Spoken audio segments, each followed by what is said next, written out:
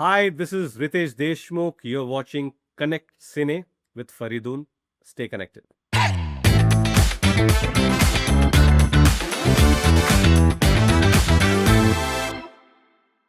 बहुत से जो actors who are proficient in comedy and entertainment like for example Charlie Chaplin for example उनको जिंदगी की सच्चाई और जिंदगी की जो पेचीदगियां हैं उससे उनकी फेमिलियरिटी काफी ज्यादा स्ट्रांग रही है and maybe I think they because that is one of the reasons that they were able to celebrate life ये इस पॉइंट ऑफ व्यू को आप कैसे देखते हैं that you know that maybe the people who are making you laugh they understand life life's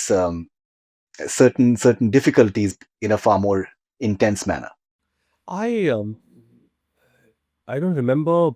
one very senior person. I don't remember whether Kader Khan Sahab or someone who said कि जिसने गरीबी देखी है उसे जिंदगी का humour पता है क्योंकि गरीबी का जो ह्यूमर आता है क्योंकि उसने परेशानी देखी है उसमें दैट्स वाई मुझे ऐसा लगता है कि एंड नॉट नेसेसरी कि जिन्होंने गरीबी देखी है और गरीबी महसूस की सिर्फ उन्हें ही पता है पर ज़्यादातर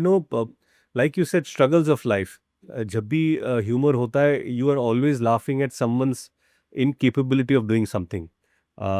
यू आर लाफिंग एट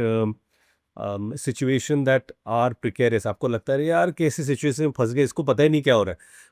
तो वो ह्यूमर बहुत ज़्यादा आपको फनी लगता है क्या होता है कि केले का छिलका रास्ते पर गिर जाता है और एक आदमी चल रहा है अब वो चल रहा है आप अगर डायरेक्टली गिरा दो तो you are laughing at a later stage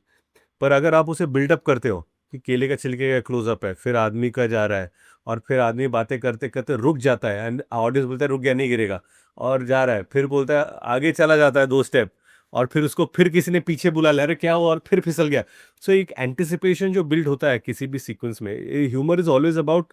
how do you build the situation to get the most of that ऐसे भी हो सकता है कि सीधे चल के फिसल गया people have a laugh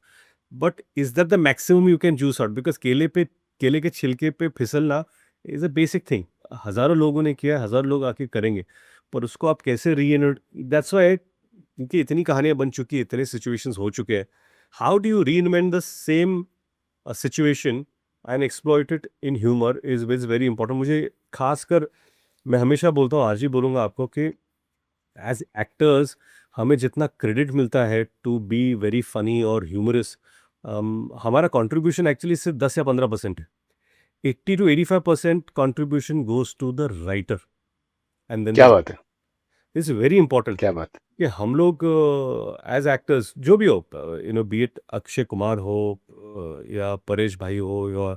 Johnny साहब हो yes we will inherently all this great actors will bring something to the table right जो उनका क्राफ्ट है वो तो टेबल पे लेकिन 15% है 80-85% इज राइटर्स जॉब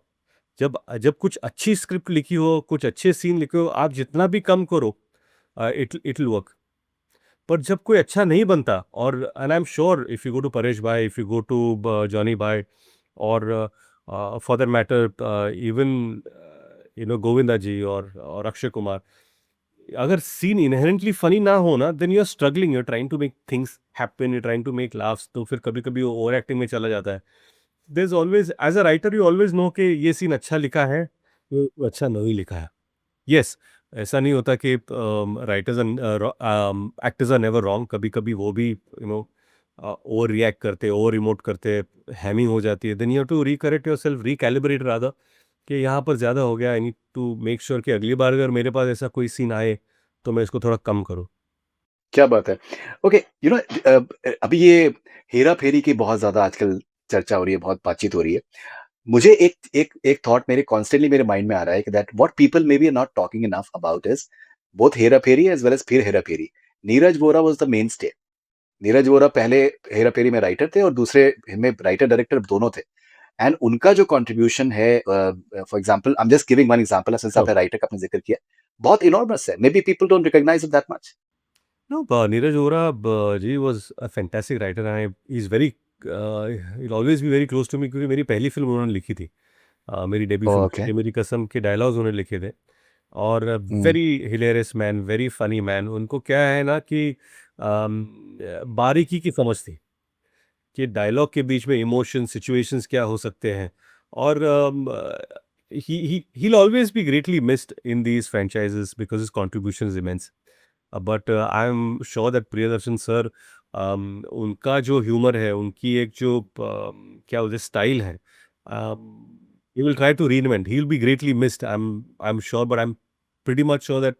जब भी ये पार्ट 3 आएगी I am very excited to watch it so लोगों को जरूर हंसाएगी and hope that it outdoes part 1 and part 2 and then part 3 is even bigger than the earlier two.